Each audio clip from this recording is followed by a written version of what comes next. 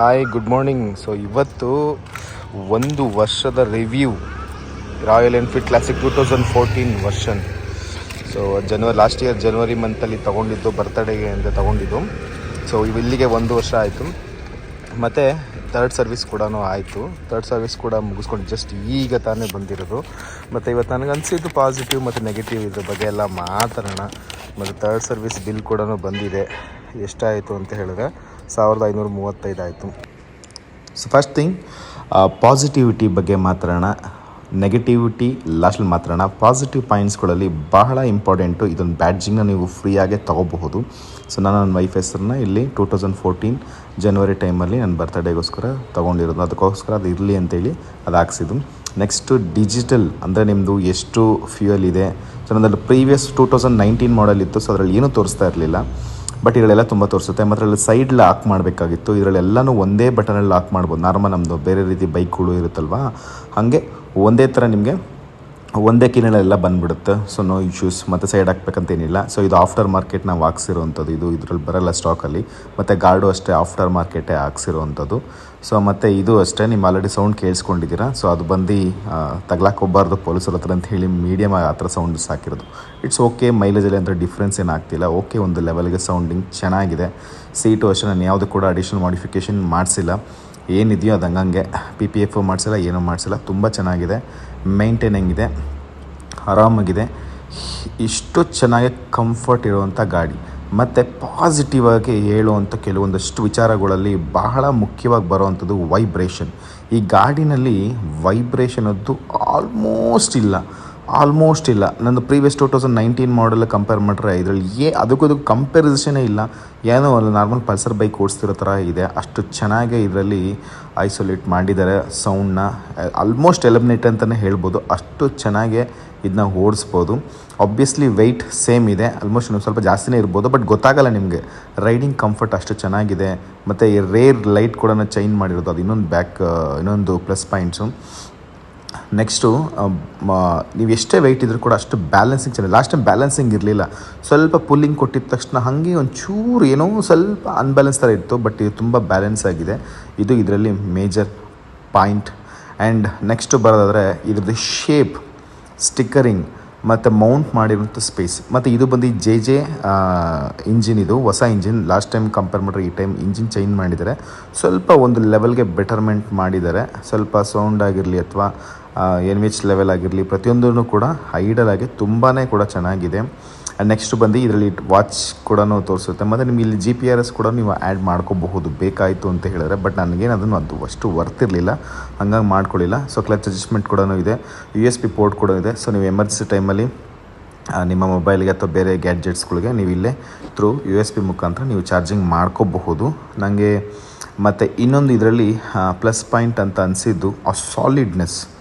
Obviously ನಮ್ಮ previous ಎಡಿಷನ್ಗಳು ಸಾಲಿಡ್ನೆಸ್ ಇತ್ತು, but ಇದರಲ್ಲಿ ನನಗೇನು ಸ್ವಲ್ಪ 1 ಇಂಚ್ ಮುಂದೆ ನಿಲ್ಲಿಸುತ್ತೆ. ಅಷ್ಟು ಚೆನ್ನಾಗಿ ಇದರಲ್ಲಿ ಆ ಸಾಲಿಡ್ನೆಸ್ನಿದೆ. ಒಂಥರ ಓಡಿಸ್ತಾ ಇದ್ದರೆ ಇನ್ನೊಂದು ಸ್ವಲ್ಪ ರೈಡ್ ಮಾಡೋಣ ಆ ಥರ ಫೀಲ್ ಕೊಡುತ್ತೆ. ಮತ್ತು ಇದರಲ್ಲಿ ಇನ್ನೊಂದು ಅಪ್ಡೇಟ್ಸ್ ಏನು ಅಂತ ಹೇಳಿದ್ರೆ, ಮೇಜರ್ ಅಪ್ಡೇಟ್ಸ್ ಏನು ಅಂತ ಹೇಳಿದ್ರೆ, ಸ್ವಿಚ್ಗಳು ತುಂಬಾ ಚೇಂಜಸ್ ಮಾಡಿಬಿಟ್ಟಿದ್ದಾರೆ. ಬಟ್ ಅದು ನಾನು ನಿಮಗೆ ನೆಗೆಟಿವಲ್ಲಿ ಹೇಳ್ತೀನಿ. ನನಗೇನು ಅನಿಸ್ತದೆ ನೆಗೆಟಿವ್ ಹೇಳ್ತೀನಿ. ಬಟ್ ಅಪ್ಡೇಟ್ ಬಂದು ಈ ಥರ ಮಾಡಿದ್ದಾರೆ. ಆಬ್ವಿಯಸ್ಲಿ ರೇರ್ ಪಾರ್ಕಿಂಗ್ ಇಂಡಿಕೇಟ್ರು ಅದನ್ನು ಅಪ್ಡೇಟ್ ಮಾಡಿದ್ದಾರೆ. ಬಟ್ ನಾನು ಬಂದು ಆ್ಯಕ್ಚುಲಿ ಈ ಎಡಿಷನಲ್ಲಿ ಏನಿದು ಮಿಲ್ಟ್ರಿ ಗ್ರೀನ್ ಎಡಿಷನ್ ಏನಿದೆಯೋ, ಸೊ ಇದರಲ್ಲಿ ನಿಮಗೆ ಸ್ಪೋಕ್ಸ್ ಬರುತ್ತೆ. ಬಟ್ ನಾನು ಅಪ್ಡೇಟ್ ಮಾಡಬೇಕಾದ್ರೆ ನನಗೆ ಪಂಚರ್ ಪ್ರಾಬ್ಲಮ್ಸ್ ಜಾಸ್ತಿ ಆಗಿತ್ತು ನನಗೆ ಪ್ರೀವಿಯಸ್ ಎಡಿಷನಲ್ಲಿ. ಸೊ ಅದು ತುಂಬಾ ನಮ್ಗೆ ಕಷ್ಟ ಕೊಟ್ಬಿಟ್ಟಿತ್ತು. ಸೊ ಅದಕ್ಕೋಸ್ಕರ ಈ ಸಲ ಸ್ಟಾಕ್ ಅಲಾಯ್ಸ್ನೇ ಕೂಡ ಹಾಕಿಸ್ಕೊಂಡಿದ್ದೀನಿ. ಸೊ ಹಂಗಾಗಿ ನನಗೆ ಆ್ಯಕ್ಚುಲಿ ಬೆಟರ್ ಅಂತ ಅನ್ನಿಸ್ತು. ಯಾಕಂದ್ರೆ ಲಾಸ್ಟ್ ಟೈಮ್ ತೊಗೊಂಡಿದ್ದು ಫಸ್ಟ್ ಡೇನೇ ಪಂಚರ್ ಆಗೋಗಿತ್ತು 2019 ಮಾಡಲ್ಲ. ಅದಕ್ಕೆ ಯಾಕಾರ ತೊಗೊಂಡ್ಬಿಟ್ಟು ಅನಿಸ್ಬಿಡ್ತು. ತುಂಬ ಪಂಚರ್ ಆಗಿಬಿಟ್ರೆ ತೊಳ್ಳೋದು ತುಂಬಾ ಕಷ್ಟ. ಇದು ಅಷ್ಟು ವೆಯ್ಟ್ ಇರುತ್ತೆ ಮತ್ತು ಯಾರೂ ಸಪೋರ್ಟ್ ಕೂಡ ಮಾಡಲ್ಲ. ಸೊ ಹಂಗಾಗಿ ನನ್ನ ರೆಕಮೆಂಡೇಷನ್ ನನಗನ್ಸಿದ್ದು alloys best option. So after market okay, but ನನ್ನ ಕಂಪ್ನಿದೇ ಆಕ್ಸಸ್ ಸ್ವಲ್ಪ ಬೆಟರ್ ಕ್ವಾಲಿಟಿ ಇರುತ್ತೆ. ಅಬ್ವಿಯಸ್ಲಿ ಕಾಸ್ಟ್ ಜಾಸ್ತಿ ಇರುತ್ತೆ, ಬಟ್ ಓಕೆ, ಲುಕಿಂಗ್ ಗುಡ್ ನನಗನ್ಸಿದ್ದು ನನ್ನ ಪರ್ಸನಲ್ ಚಾಯ್ಸ್. ಆ್ಯಂಡ್ ನೆಕ್ಸ್ಟ್ ಬಂದು ಇದ್ರದ್ದು ಸೀಟಿಂಗ್ ಕಂಫರ್ಟ್ ನಾನು ನೆಗೆಟಿವಲ್ಲಿ ಹೇಳ್ತೀನಿ. ಬಟ್ ಡ್ರೈವರ್ದು ತುಂಬ ಚೆನ್ನಾಗಿದೆ. ತುಂಬ ಕಂಫರ್ಟ್ ಇದೆ ಸೇಮ್. ಬಟ್ ಸ್ಪ್ರಿಂಗ್ನ ಕಟ್ ಮಾಡಿದ್ದಾರೆ. ಲಾಸ್ಟ್ ಟೈಮಲ್ಲಿ ಸ್ಪ್ರಿಂಗ್ ಇತ್ತು, ಇಟ್ಟಲ್ಲಿ ಸ್ಪ್ರಿಂಗ್ ಇಲ್ಲ. ಮೇನ್ ಏನು ಚಾಸಿಗೆ ಏನು ಮಾಡಬೇಕೋ ಮೌಂಟ್ ಮಾಡೋಕೆ ಅದಕ್ಕೆ ಮಾಡಿಬಿಟ್ಟಿದ್ದಾರೆ. Okay, no problem.